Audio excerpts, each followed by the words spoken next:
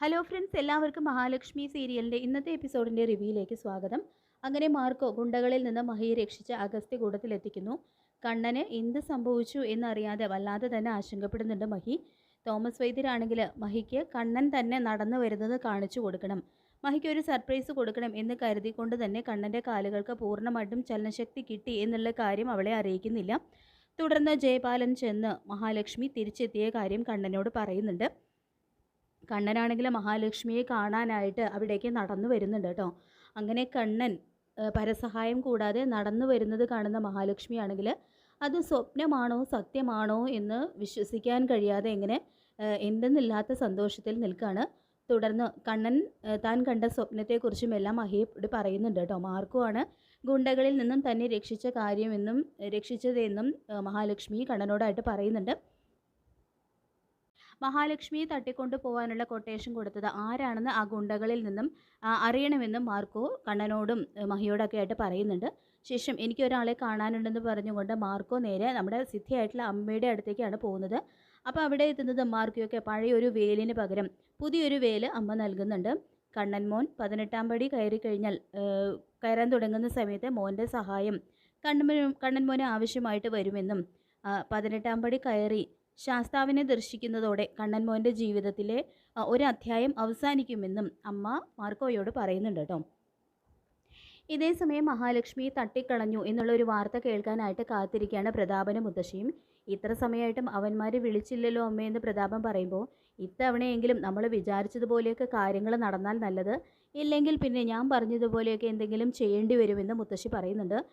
ഇത്തവണയെങ്കിലും ഒക്കെ അത് നടക്കും അമ്മേ, അത്രയ്ക്ക് മിടുക്കരായിട്ടുള്ളവരെയാണ് അവളെ കൊല്ലാനായിട്ട് ഞാൻ അയച്ചത് എന്ന് പ്രതാപൻ പറയുമ്പോൾ, അയ്യപ്പ വിഗ്രഹം അവളുടെ കയ്യിലുള്ളിടത്തോളം കാലം നമ്മുടെ പ്രതീക്ഷകൾ കൊണ്ടൊന്നും ഒരു കാര്യവുമില്ല. ആ വിഗ്രഹത്തിനകത്ത് എന്തോ ഒരു ശക്തി അവൾ ആവാഹിച്ചിട്ടുണ്ട് എന്നെല്ലാം മുത്തശ്ശി പറയുമ്പോൾ, എങ്കിലും ജന്മമാസം കണ്ണൻ അത്ര നല്ലതല്ല, കണ്ണന് അങ്ങനെ ഒരു ദോഷം കിടക്കുന്നിടത്തോളം അവളെ തീർത്ത് കളയാൻ കഴിയും എന്ന് തന്നെയാണ് എനിക്ക് തോന്നുന്നത് എന്ന് പ്രതാപൻ പറയുന്നുണ്ട് കേട്ടോ മുത്തശ്ശിയോട്. തുടർന്ന് മുറിക്ക് പുറത്തിറങ്ങുന്ന പ്രതാപനാണെങ്കിൽ മഹിയെ കൊല്ലാനായിട്ട് താൻ പറഞ്ഞു വിട്ട ഗുണ്ടകൾ വീൽ ചെയറിലും സ്ട്രക്ചറിലും ഒക്കെ ദേഹത്താകെ പരിക്ക് പറ്റി വരുന്നത് കാണുമ്പോൾ അത് കണ്ട് ഷോക്കായിട്ട് നിന്ന് പോവുകയാണ്. തുടർന്ന് എടാ എന്താടാ നീയൊക്കെ ഇങ്ങനെ വരുന്നത് കാണാനാണോ ലക്ഷക്കണക്കിന് രൂപ ഞാൻ നിനക്കൊക്കെ തന്നത് എന്ന് ചോദിക്കുമ്പോൾ, എന്ത് ചെയ്യാനാ സാറേ, അവളുടെ നേർക്ക് ഞങ്ങൾ നിറയൊഴിക്കാൻ തുടങ്ങിയതാണ്. ആ സമയത്ത് എവിടെ നിന്നോ ആ മാർക്കോ വന്നു. പിന്നത്തെ കാര്യം പറയണ്ടല്ലോ, അവൻ ഞങ്ങളെ ഈ രീതിയിലെങ്കിലും ബാക്കി വെച്ചത് ഭാഗ്യമെന്നെല്ലാം ഗുണ്ടകൾ പറയുമ്പോൾ അത് കേട്ട് ഞെട്ടിത്തെറിച്ച് നിന്ന് പോവാണ് കേട്ടോ പ്രതാപൻ. അവനെങ്ങനെ മഹാലക്ഷ്മിയെ നിങ്ങൾ തട്ടിക്കൊണ്ടുപോയ കാര്യം മനസ്സിലാക്കി എന്ന് ചോദിക്കുമ്പോൾ, അതൊന്നും ഞങ്ങൾക്ക് അറിയില്ല, ഞങ്ങളൊരു കൊടുങ്കാട്ടിലേക്കാണ് അവളെയും കൊണ്ടുപോയത്, അവൻ കൃത്യസമയത്ത് അവിടെ എത്തി അവളെ രക്ഷിച്ചുകൊണ്ട് പോയി എന്നും ഗുണ്ടകൾ പ്രതാപനോട് പറയുന്നുണ്ട്. അപ്പോൾ പ്രതാപനാണെങ്കിൽ ഇതെല്ലാം കേട്ട് കണ്ണ് മിഴിച്ച് നോക്കി നിന്ന് പോവാണ്. ശേഷം പ്രതാപൻ മുത്തശ്ശിയുടെ അടുത്ത് നിന്ന് കാര്യം പറയുന്നു. ഇത്തവണയും മാർക്കോ വന്ന് അവളെ രക്ഷിച്ചു, ഇവനിങ്ങനെ ഇത്രയും കൃത്യമായിട്ട് കാര്യങ്ങളൊക്കെ അറിയുന്നു എന്നാണ് എനിക്ക് മനസ്സിലാകാത്തത് എന്നെല്ലാം പ്രതാപൻ പറയുമ്പോൾ, എടാ പ്രതാപ, ഇനി നമ്മൾ കണ്ണനെയും മഹാലക്ഷ്മിയെയൊക്കെ എന്തെങ്കിലും ചെയ്യാൻ തുടങ്ങുന്നതിന് മുൻപ് ആ മാർക്കോയെയാണ് തീർക്കേണ്ടത് എന്ന് പറഞ്ഞുകൊണ്ട് മുത്തശ്ശി കലി തുള്ളുന്നുണ്ട് കേട്ടോ പ്രതാപന് നേരെ. പിന്നീട് കാണിക്കുന്നത് കണ്ണനെയും മഹാലക്ഷ്മിയാണ്. ഒരർത്ഥത്തിൽ പറഞ്ഞാൽ എൻ്റെ മാത്രമല്ല തൻ്റെയും കൂടി ഒരു രണ്ടാം ജന്മമാണ് ഇന്ന് ഉണ്ടായത്. ആ മാർക്കോ കൃത്യസമയത്ത് എത്തിയില്ലായിരുന്നെങ്കിൽ ഞാൻ ജീവനോടെ ഇരുന്നിട്ട് എന്താണ് പ്രയോജനം മഹി എന്നെല്ലാം കണ്ണൻ ചോദിക്കുമ്പോൾ, ഇതിപ്പോൾ എത്രാമത്തെ തവണയാണ് എന്നെയും കണ്ണേട്ടനെയും മാർക്കോ വന്ന് രക്ഷിക്കുന്നത്. സിദ്ധിയായിട്ടുള്ള അമ്മ പറഞ്ഞതെല്ലാം ഇപ്പോൾ ശരിയായി വന്നില്ലേ? തൃക്കാർത്തിക ദിവസം കണ്ണേട്ടൻ്റെ ജീവിതത്തിൽ അത്ഭുതം സംഭവിച്ചു. ആ അമ്മ മാത്രമല്ല മാർക്കോയും എന്തോ ദൈവികതയുള്ള കൂട്ടത്തിലാണെന്നെല്ലാം മഹി പറയുമ്പോൾ, അവനൊരു സാധാരണക്കാരനാണെന്ന് എനിക്ക് തോന്നുന്നില്ല. സാധാരണ മനുഷ്യരിൽ കാണാത്ത എന്തോ ചില പ്രത്യേകതകൾ അവനുണ്ട്. അവനൊരു മുരുകഭക്തനാണ്. പക്ഷേ കലിയുഗ വരദായനായ അയ്യപ്പസ്വാമിയുടെ പ്രതിരൂപമായിട്ടാണ് എനിക്ക് അവനെ കാണാൻ സാധിക്കുന്നത് എന്ന് കണ്ണൻ പറയുന്നുണ്ട് കേട്ടോ. ഇതേ സമയം തന്നെ ജയപാലൻ വന്നിട്ട് കണ്ണനെയും മഹാലക്ഷ്മിയെ വിളിച്ചിട്ട് പറയുന്നുണ്ട്, തോമസ് സാറ് നിങ്ങൾ രണ്ടുപേരോടും അങ്ങോട്ട് ചെല്ലാൻ പറഞ്ഞു എന്ന് പറഞ്ഞുകൊണ്ട് അവരെ വിളിക്കുന്നുണ്ട്.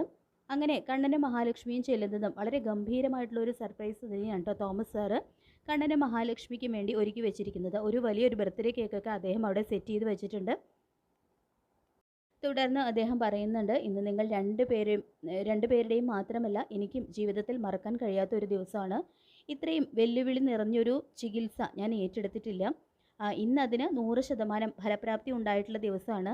അതിൻ്റെയും കൂടിയാണ് ഈ ആഘോഷം എന്നെല്ലാം തോമസ് വൈദ്യൻ പറയുന്നുണ്ട് കേട്ടോ. അങ്ങനെ കണ്ണൻ ആ ബർത്ത്ഡേ കേക്ക് മുറിക്കുന്നു. മഹാലക്ഷ്മിക്കും അതിൽ നിന്നൊരു പങ്ക് കൊടുക്കുന്നുണ്ട്. തുടർന്ന് തോമസ് ഡോക്ടറും കണ്ണൻ കേക്കൊക്കെ കൊടുക്കുന്നുണ്ട് കേട്ടോ. അങ്ങനെ എല്ലാവരും മതിമറന്ന് സന്തോഷത്തിൽ നിൽക്കുകയാണ്.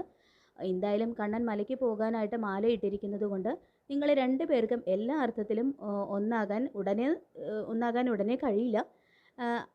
കണ്ണൻ മാലയിട്ട് മലയ്ക്ക് പോയി വന്നതിന് ശേഷം അത് നമുക്ക് ഗംഭീരമാക്കണം എന്നെല്ലാം തോമസ് ഡോക്ടർ പറയുമ്പോൾ അത് കേട്ട് നാണത്തോടെ പരസ്പരം നോക്കുന്നുണ്ട് കേട്ടോ കണ്ണനും മഹിയും.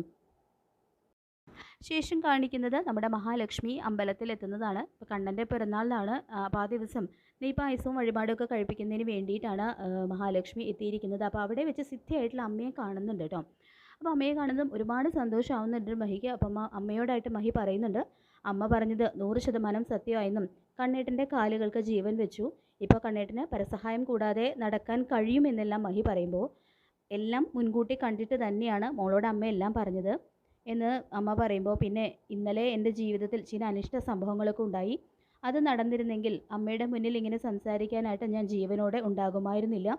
കൃത്യസമയത്ത് മാർക്കു എത്തി എന്നെ രക്ഷിച്ചു എന്നെല്ലാം മഹി പറയുമ്പോൾ, എല്ലാം അമ്മയ്ക്ക് അറിയാം മോളെ. മോളുടെ അടുത്ത ബന്ധുക്കൾ തന്നെയാണ് മോളെ അപായപ്പെടുത്താൻ ഉള്ള ശ്രമം നടത്തിയത്. അവർക്കുള്ള ശിക്ഷ ഉടനെ തന്നെ നടപ്പാക്കുമെന്നും അമ്മ പറയുന്നുണ്ട് കേട്ടോ മഹിയോട്. തുടർന്ന് മാർക്കോയോട് എത്ര നന്ദി പറഞ്ഞാലും തീരില്ല. പക്ഷെ ഒരു നന്ദി വാക്ക് പോലും കേൾക്കാൻ നിൽക്കാതെ അവൻ പോയി എന്നെല്ലാം മഹി പറയുമ്പോൾ, അവൻ നേരെ എൻ്റെ അടുത്തേക്കാണ് വന്നത് എന്ന് അമ്മ പറയുമ്പോൾ അത് കേട്ട് ഞെട്ടുന്നുണ്ട് കേട്ടോ മഹി. അപ്പോൾ അമ്മയ്ക്ക് മാർക്കോയെ അറിയൂ എന്ന് ചോദിക്കുമ്പോൾ, അറിയാം മോളെ, മോൾക്കും മാർക്കോയ്ക്കും തമ്മിൽ, അമ്മയ്ക്ക് മാത്രമല്ല മോൾക്കും മാർക്കോയ്ക്കും തമ്മിൽ ഒരിക്കലും മുറിച്ചു മാറ്റാൻ കഴിയാത്ത ഒരു ബന്ധമുണ്ടെന്നും അതുകൊണ്ടാണ് ആ കുട്ടി നിങ്ങളുടെ ഇടയിലേക്ക് കയറി വന്നത്, നിങ്ങളെ 2 പേരെയും ആപത്തുകളിൽ നിന്നും എല്ലായ്പ്പോഴും രക്ഷിക്കുന്നത്. അതൊക്കെ മോൾക്ക് വൈകാതെ മനസ്സിലാകുമെന്നും അമ്മ വീണ്ടും ഒരു പ്രവചനം പോലെ മഹിയോട് പറയുന്നുണ്ട്. നിങ്ങളാരും കരുതുന്നത് പോലെ ഒരു കുട്ടിയല്ല മാർക്കോ. അവന് ചില ലക്ഷ്യങ്ങളും ഉദ്ദേശങ്ങളും ഒക്കെ ഉണ്ട്. ഇത്രമാത്രം മോളിപ്പോൾ മനസ്സിലാക്കിയാൽ മതി എന്ന് മഹിയോട് പറഞ്ഞിട്ട് അമ്മ അവിടെ നിന്നും നടന്ന് നീങ്ങുകയാണ്. അപ്പോൾ മാർക്കോയെക്കുറിച്ച് അമ്മ പറയുന്നത് കേട്ട് ഞെട്ടലോടെ കേട്ടുകൊണ്ട് നിൽക്കുന്ന മഹിയാണ് കേട്ടോ കാണിക്കുന്നത്. അപ്പോൾ നമുക്ക് കാത്തിരിക്കാം ലേറ്റസ്റ്റ് എപ്പിസോഡിനായിട്ട്. ഈ റിവ്യൂ ഇഷ്ടപ്പെട്ടെങ്കിൽ ലൈക്ക് ചെയ്യുക, ചാനൽ കൂടി ഒന്ന് സബ്സ്ക്രൈബ് ചെയ്ത് സപ്പോർട്ട് ചെയ്യുക. താങ്ക്